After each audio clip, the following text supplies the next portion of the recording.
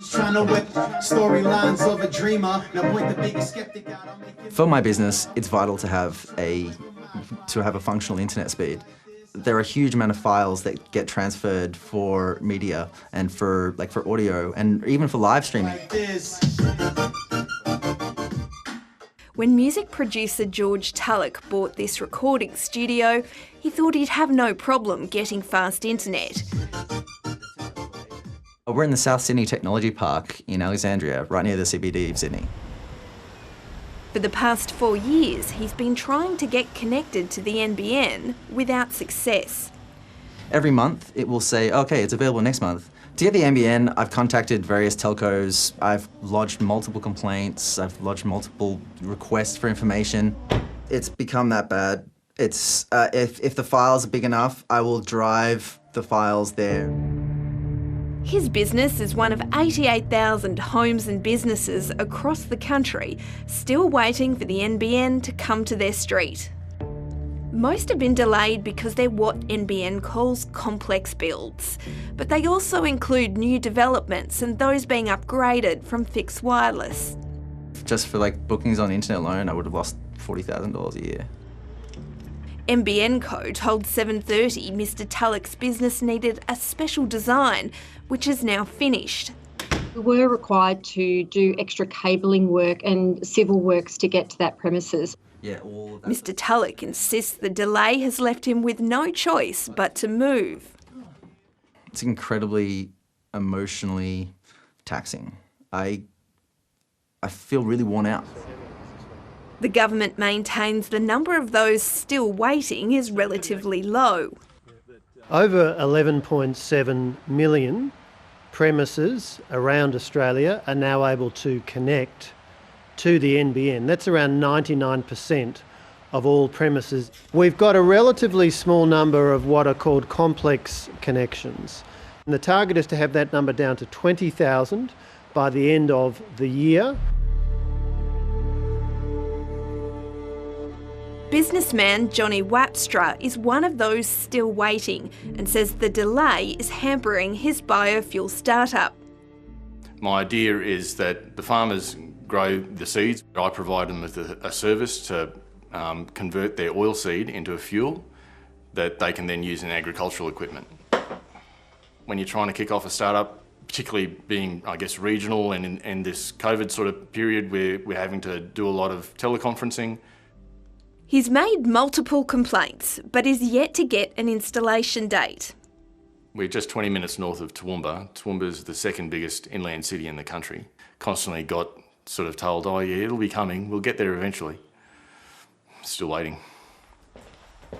Johnny says the delay isn't just affecting his business, but also his family. We're homeschooling my daughter and she's engaging and using Zoom for various other conferences herself. It's also trying to get access to medical specialists. We'll end up having to coordinate it all the time. In response to questions from 7:30, NBN Co says his connection can only proceed after a nearby fixed wireless site is expanded, due in April next year. I absolutely understand the frustration of people who are waiting for the NBN and want to get connected. What we've sought to do is keep people updated through the information on the website. From time to time that does change. Those who already have access to the NBN but want an upgrade are also facing a frustrating wait. I applied through the program called Technology Choice Program, TCP, where you apply and then you wait. Paul CASALI applied to get NBN fibre extended from the curb into his home. When I got the quote for $8,000, I was frankly shocked and quite irate, I might add. And that stemmed more research to try to find out why. What he found surprised him even more. The new fibre wasn't going to be connected to the NBN pit in front of his house. I'm not alone. It is pretty much all around the country. They chose to run the fibre much further upstream. In my case, only 40 metres, but in some cases up to 200 metres, causing an unnecessary overbuild. The NBN defends its approach, telling 730 hooking up to an existing connection at the curb can affect quality.